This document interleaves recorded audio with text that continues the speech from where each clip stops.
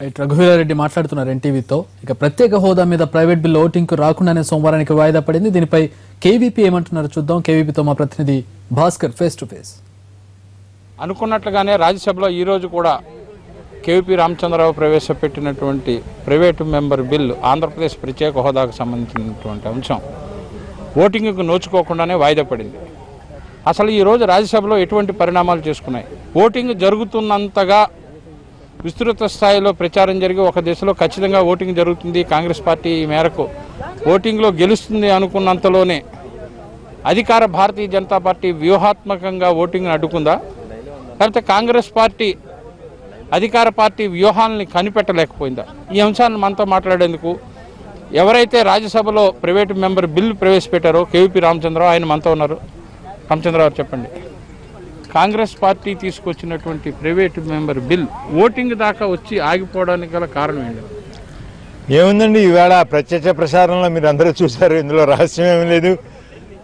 Surprisingly ruling BJP party వచ్చి ruling party అయితే ఏ పక్షం అయితే అధికార పక్షం హౌస్ని జాగ్రత్తగా నడుపుకోవాలని, హౌస్ ప్రొసీడింగ్స్ నడుపుకోవాలని అనుకుంటుందో అదే పార్టీ కారణం లేకుండా, కాంగ్రెస్ పార్టీకి సంబంధం లేకుండా, సంబంధం లేని విషయంలో వచ్చి హౌస్ని ఆపేసి, మరీ ముఖ్యంగా రాజ్యసభ మెంబర్ కాని సభ్యురాలు మంత్రి హోదాలో రాజ్యసభలోకి వచ్చి చాలా ఆందోళన చేసి, ఇది ప్రజాస్వామ్యంలో చాలా అరుదుగా మనం చూసే హాస్యాస్పదమైన సంఘటన. దీన్ని మరి వారు ఏ విధంగా ఎక్స్ప్లెయిన్ చేసుకుంటారో బీజేపీ వారు నాకైతే తెలియదు. కానీ హౌస్ నడిపించుకోవడం అధికార పక్ష బాధ్యతని చెప్తూ ఉంటే దానికి మేమేమన్నా అబ్జెక్షన్స్ చేస్తే వారు దాన్ని సర్ది చేసుకోవాల్సిన పోయి వారే పోడియంలో రావడం, వారే స్పీకర్ని చైర్మన్ని చుట్టుముట్టడం, వారే హౌస్ జరగకుండా షౌటింగ్లు ఇచ్చుకోవడం జరుగుతూ ఉంటే ఇది ఏ రకమైన ప్రజాస్వామ్యంలో మనం ఉన్నామో, ఏ విధమైన పార్టీ పద్ధతుల్లో మనం నడుస్తున్నామో ఇది చూస్తున్న ప్రజలు, విజ్ఞులైన ప్రజలు వారే డిసైడ్ చేసుకుంటారు. నేను చెప్పగలిగింది ఏం లేదు. అంటే ఒక దశలో ఈరోజు ఉదయం నుంచే ఈ పరిస్థితి కొనసాగేటట్టుంది, ఓటింగ్ జరిగేటువంటి అవకాశాలు లేవు అనేటువంటి ఫీలర్స్ బయటకు వచ్చేసాయి. ఈరోజు ఉదయమే సభ జరిగే పరిస్థితి లేదు, సోమవారానికి వాయిదా పడుతుంది అని. దీన్ని కాంగ్రెస్ పార్టీ ఉదయం నుంచి కొంచెం గమనంలోకి తీసుకుందా? మీకు కూడా ఇటువంటి సమాచారం ఉందా? భాస్కర్ గారు, మీరు ఇవాళ వచ్చారు కాబట్టి మీకు ఇవాళ ఉదయం నుంచి తెలిసింది. కానీ మాకు ఇక్కడున్న మన ప్రెస్ మిత్రులు నిన్నటి నుంచి చెప్తూనే ఉన్నారు. వారి పేర్లు చెప్పడం అంత సాంప్రదాయంగా ఉండదు. వారు నిన్నటి నుంచే సార్ ఇది ఖచ్చితంగా చెప్తున్నారు బీజేపీ వాళ్ళు, ఇది రేపు ఏ పరిస్థితుల్లోనూ ఓటింగ్ రాదు, ఓటింగ్ జరిగే ప్రశ్న లేదు, వస్తే కదా దీని గురించి ఆలోచించుకోవడానికి అనే మాట వారు చెప్తూ ఉన్నారు. రేపు జరగదు, మీరు ఓటింగ్ జరగదనే ప్రిపేర్ అయి ఉండండి అని నాకు వారు రిపీటెడ్గా చెప్పడం జరిగింది. అయినా కానీ నేను ఒక ప్రజాస్వామ్యవాదిగా, ఒక పార్లమెంటేరియన్గా, పార్లమెంట్ ప్రొసీజర్స్ పద్ధతులు తెలిసిన వాడిగా నేను వారికి అవకాశం ఎక్కడుంది, ప్రజాస్వామ్య పద్ధతిలో హౌస్ జరిగితే జరపాల్సిన అవసరం రూలింగ్ పార్టీకి ఉంది, జరుగుతుంది.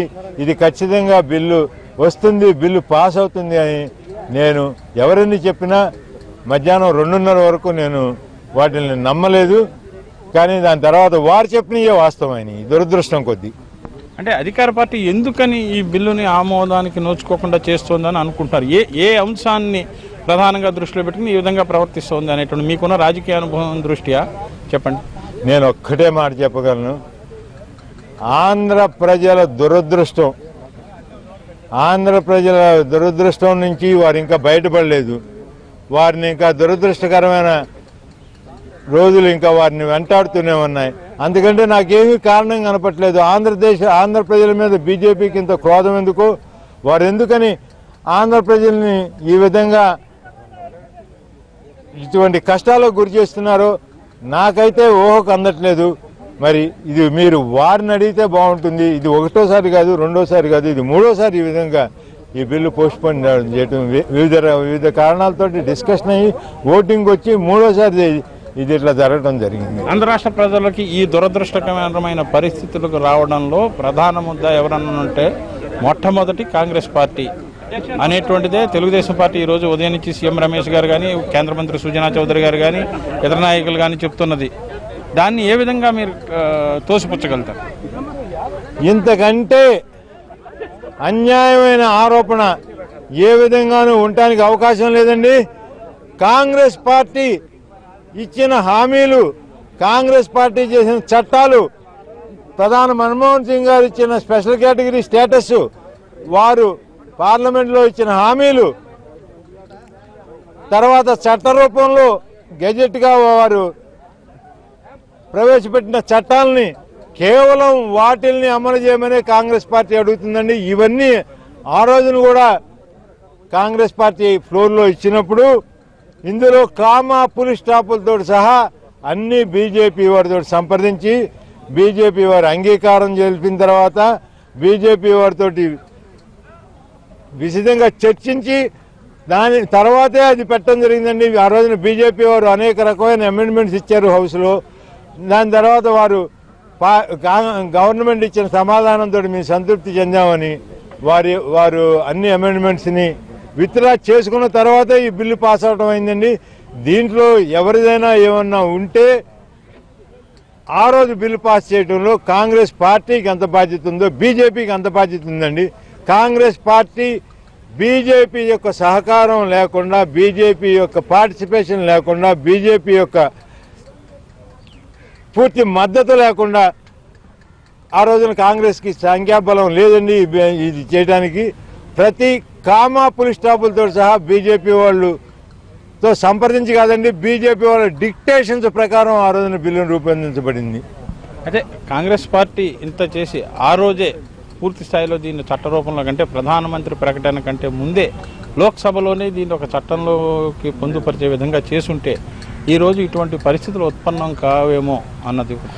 ఆ రోజున కూడా బీజేపీ తోటి మాట్లాడే వారు చట్టాన్ని రూపొందించారండి. ఆ రోజునే బీజేపీ ఇదే విషయాన్ని చట్టంలో రూపొందించాలి, లేకపోతే ఈ చట్టం ఆమోదించబడదు అని బీజేపీ ఒక్క సిగ్నల్ ఇచ్చుంటే ఈ చట్టమే వచ్చి ఉండేది కాదండి, ఈ రాష్ట్రానికి దురదృష్టమే వచ్చి ఉండేది కాదండి. బీజేపీ పూర్తిగా మేము ఈ చట్టాన్ని మేము హోల్ హార్టెడ్గా బలపరుస్తున్నామని చెప్పిన తర్వాతే అది చట్టం అయిందండి. ఇందులో వారి బాధ్యత నుంచి ఏమాత్రం వారు తప్పించుకోలేరు. మీరు తీసుకొచ్చినటువంటి ఈ ప్రైవేటు మెంబర్ బిల్లు ఒక చిత్తు కాగితం, పనికి రానిది, బుట్టలో పాడేయాల్సింది అన్నది కేంద్ర మంత్రి సుజనా చౌదరి చెప్తున్నారు. దాని గురించి ఇంకా వారు అంతటి విజ్ఞులు, చదువుకున్నవారు, వారు ఎంబీఏ, కేంద్ర మంత్రి, వారంతా చెప్పిన తర్వాత ఇంకా నా అభిప్రాయానికి విలువ ఉందండి. మామూలుగా పైగా కేంద్రంలో ఉన్న మంత్రి ఆయన అది చిత్తు కాగితం అంటే చిత్తు కాగితమేనండి, యాక్ట్ అంటే యాక్టేనండి, చేయాల్సింది వాళ్లే కాబట్టి యాక్ట్. అది యాక్ట్ కాదు, మేము దాన్ని చిత్తు కాగితంతో సమానంగా పరిగణిస్తాం, డస్ట్బిన్లో పడేస్తాం అని కనుక వారు అంటే, నాకు అన్నారో లేదో నాకు తెలీదు, అన్నారని మీరు అంటున్నారు. మీడియా ద్వారా నేను తీసుకున్నటువంటి ఇంటర్వ్యూలోనే చాలా స్పష్టంగా సుజనా చౌదరి చెప్పారు కాబట్టి నేను మిమ్మల్ని ప్రశ్నిస్తాను. మీకు అంత స్పష్టంగా చెప్పుకుంటే మీకు అడిగే హక్కు ఉందండి. నేను చెప్తున్నానండి, వారు దాన్ని ట్రీట్ చేయదలుచుకుంటే దాన్ని టాయిలెట్ పేపర్ కింద ట్రీట్ చేయొచ్చు, వేస్ట్ పేపర్ కింద ట్రీట్ చేయొచ్చు, దాన్ని చట్టాన్ని చేయొచ్చు. వారు అధికారంలో ఉన్నారు, అన్ని విధాలైన శక్తివంతులు వారు దాన్ని ఏ విధంగా రూపాంతరం చేయాలనుకుంటే దాన్ని చట్టంగా చేసి ఆంధ్ర రాష్ట్ర ప్రజల్ని వారి యొక్క కష్టాల నుంచి బయట వేయడానికి కూడా వారి చేతుల్లో శక్తి ఉందండి. అది వారి విజ్ఞతకే నేను వదిలిపెడతాను. కాంగ్రెస్ పార్టీ మీద మరొక ఆరోపణ ఉంది. ఆ రోజు చేయాల్సిందంతా చేసేసి రాజకీయంగా పూర్తి స్థాయిలో పతనం అయిపోయిన తర్వాత తిరిగి ఎగ్జిస్టెన్స్ కోసం, ఎంతో కొంత ప్రజల్లోకి వెళ్లడం కోసం వ్యూహాత్మకంగా కేవీపీ రామచంద్రరావు ద్వారా ఈ బిల్లుని రాజ్యసభ తీసుకొచ్చి మళ్ళీ కాంగ్రెస్ అధినాయకత్వం దీన్ని ఒక రాజకీయ అంశంగా వాడుకుంటోంది అన్నది. వద్దండి, కాంగ్రెస్ పార్టీకి ఏమీ వద్దు, ఏమీ క్రెడిట్ వద్దు.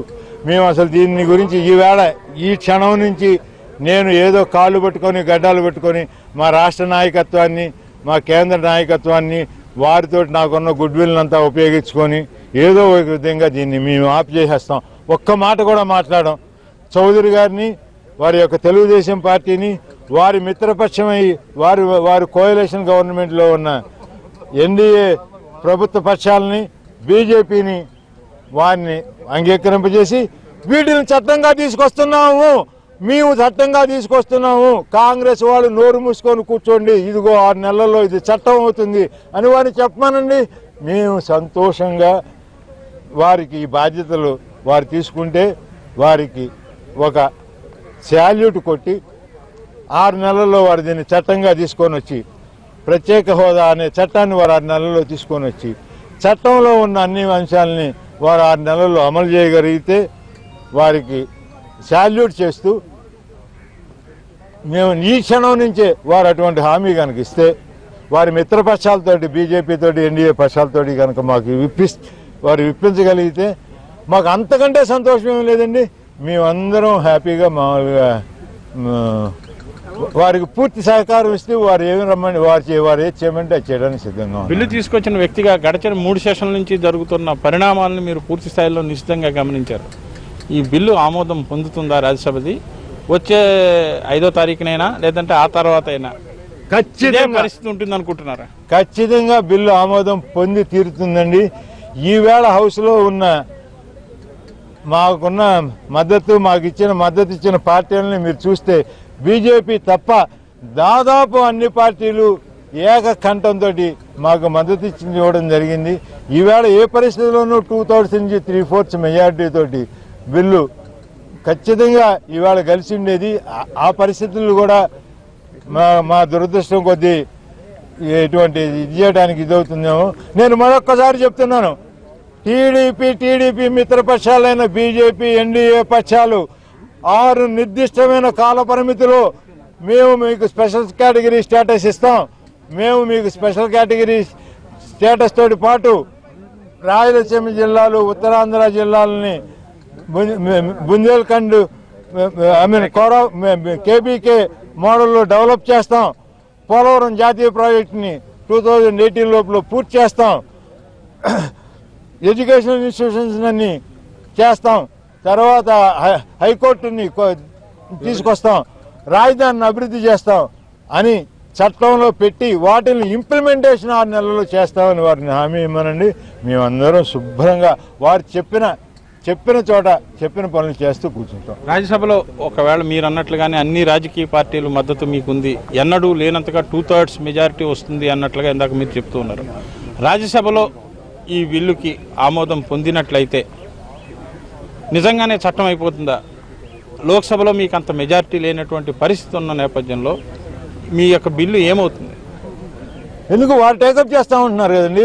కాంగ్రెస్ రాజకీయాలు ఆడుతుంది, కాంగ్రెస్ రాజకీయ ప్రయోజనాల కోసం చేస్తుంది. మేము రాష్ట్రం కోసం ఉన్నాము, ఆంధ్ర రాష్ట్రాన్ని మేము ఉద్ధరిస్తున్నాం ఉన్నారు కదండి. దీని తర్వాత వారిని టేకప్ చేసి వారిని పూర్తి చేసి ఆంధ్ర రాష్ట్ర ప్రజలకి ఉపశమనం కలిగించమని చెప్పండి. ఇది కాంగ్రెస్ పార్టీ తీసుకొచ్చిన బిల్లు విషయంలో రాజకీయ అంశాలు ఉన్నట్లయితే ఇది భారతీయ జనతా పార్టీ తెలుగుదేశం వాళ్ళు స్వయంగా వారు ముందుకొచ్చి ఈ బిల్లును టేకప్ చేసినట్లయితే 6 నెలల్లో ఆ చట్టంలో పేర్కొన్నటువంటి అంశాలన్నింటినీ అమలు చేసినట్లయితే వాళ్ళకి సెల్యూట్ చేస్తామనేటువంటి అంశాన్ని కేవీపీ రామచంద్రరావు చెప్తున్నటువంటి మాట. Power to studio.